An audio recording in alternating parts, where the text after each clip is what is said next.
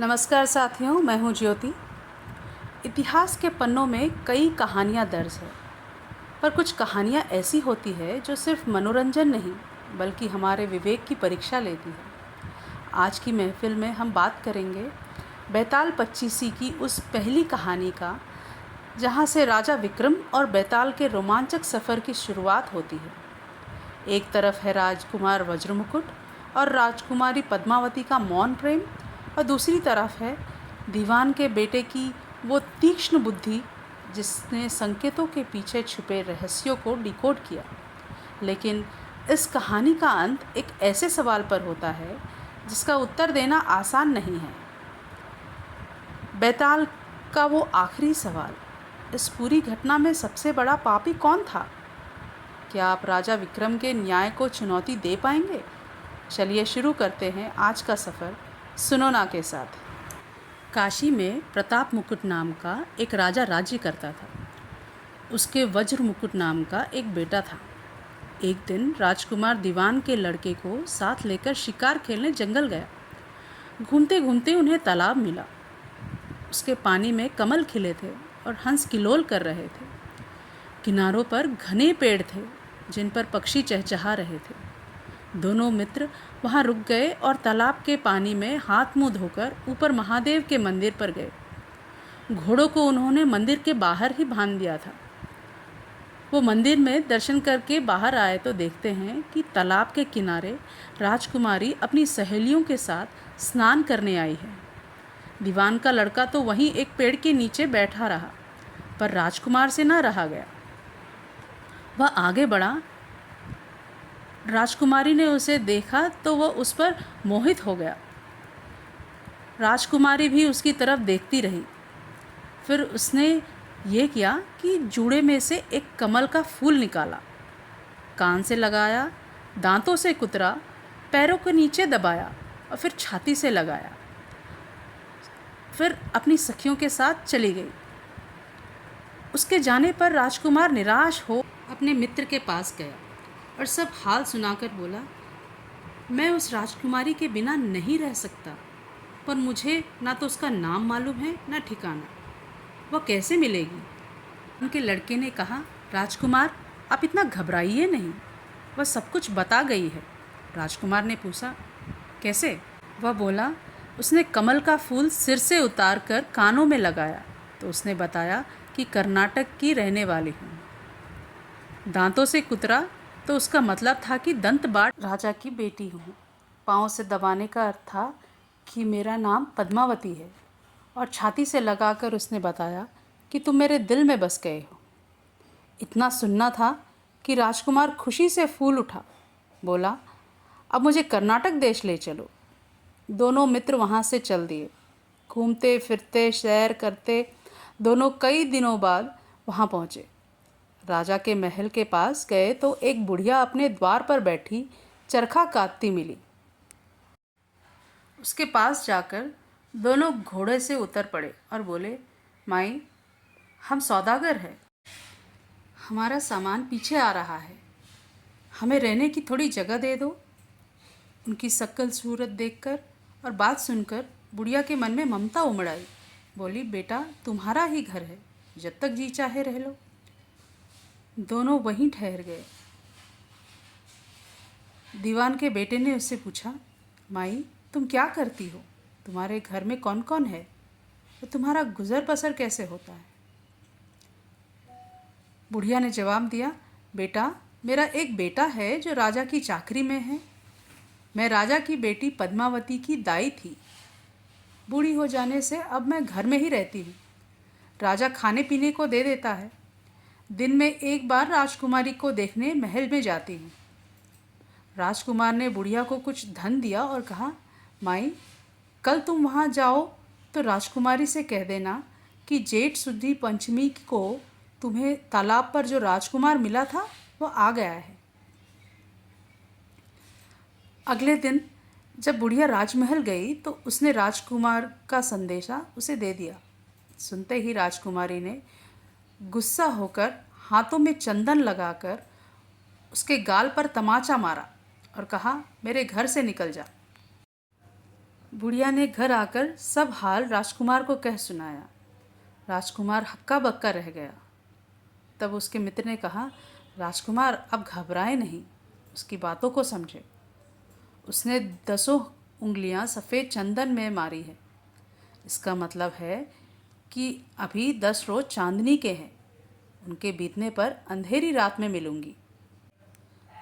10 दिन के बाद बुढ़िया ने फिर राजकुमारी को खबर दी तो इस बार उसने केसर के रंग में 3 उंगलियां डुबोकर उसके मुंह पर मारी और कहा, भाग यहाँ से। बुढ़िया ने आकर सारी बात सुना दी। राजकुमार शोक से व्याकुल हो गया। दीवान के लड़के ने समझाया, इसमें हैरान होने की क्या बात है। उसने कहा है कि मुझे मासिक धर्म हो रहा है, 3 दिन और ठहरो।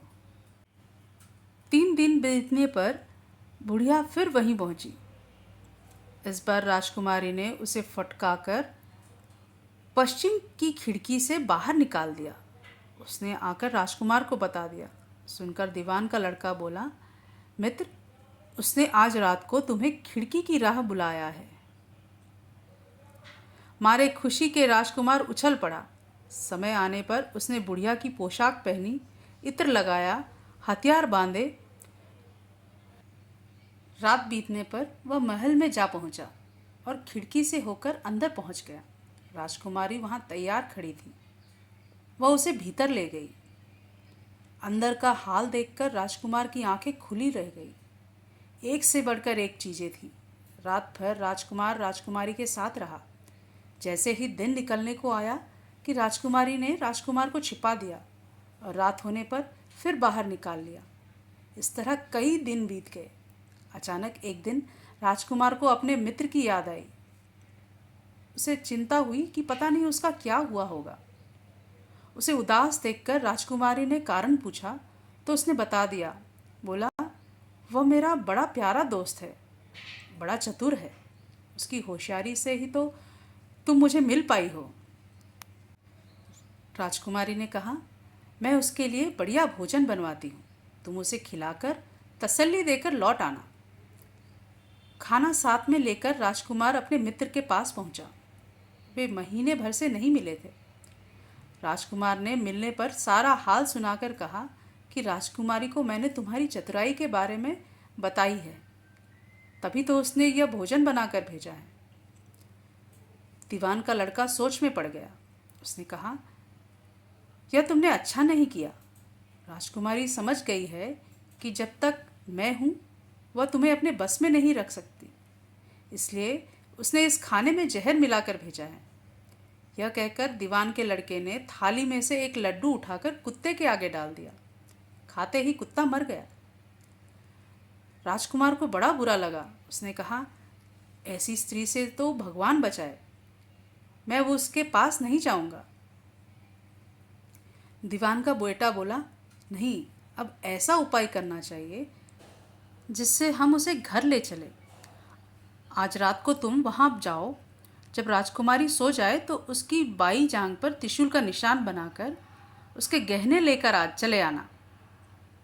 राजकुमार ने ऐसा ही किया। उसके आने पर दीवान का बेटा उसे साथ ले योगी का भेष बना मरघट में जा बैठा और राजकुमार से कहा कि तुम ये गहने लेकर बाजार में चले जाओ। कोई पकड़े तो कह देना कि मेरे गुरु के पास चलो और उसे यहाँ ले आना। राजकुमार गहने लेकर शहर गया और महल के पास एक सुनार को उन्हें दिखाया। देखते ही सुनार ने उन्हें पहचान लिया और कोतवाल के पास ले गया। कोतवाल ने पूछा तो उसने कह दिया कि ये मेरे गुरु ने मुझे दिए हैं। गुरु को भी पकड़वा लिया गया। सब राजा के सामने पहुँचे। राजा ने पूछा, योगी महाराज, ये गहने आपको कहाँ से मिले? योगी बने दीवान के बेटे ने कहा, महाराज, मैं मसान में काली चौदस को डाकनी मंत्र सिद्ध कर रहा था कि एक डाकनी आई। मैंने उसके गहने उतार लिए और उसकी बाई जांघ में त्रिशूल का निशान बना दिया है। इतना सुनकर राजा महल में चला गया और उसने रानी से कहा कि पद्मावती की बाई जांघ पर देखो कि त्रिशूल का निशान तो नहीं है। रानी ने देखा तो था। राजा को बड़ा दुख हुआ। बाहर आकर वह योगी को एक ओर ले जाकर बोला, महाराज, धर्मशास्त्र में खोटी स्त्रियों के लिए क्या दंड है? योगी ने जवाब दिया, राजन, ब्राह्मण, गुरु, स्त्री, लड़का और अपने आश्रय में रहने वाले से कोई खोटा काम हो जाए तो उसे देश निकाला दे देना चाहिए। यह सुनकर राजा ने पद्मावती को डोली में बिठाकर जंगल में छुड़वा दिया। राजकुमार और दीवान का बेटा तो एक ताक में बैठे ही थे। राजकुमारी को अकेला पाकर साथ ले अपने नगर में लौट गए और आनंद से रहने लगे। इतनी बात सुनकर बेताल बोला, राजन, यह बताओ कि पाप किसको लगा है? राजा ने कहा, पाप तो राजा को लगा है। दीवान के बेटे ने अपने स्वामी का काम किया, कोतवाल ने राजा का कहना माना और राजकुमार ने अपना मनोरथ सिद्ध किया।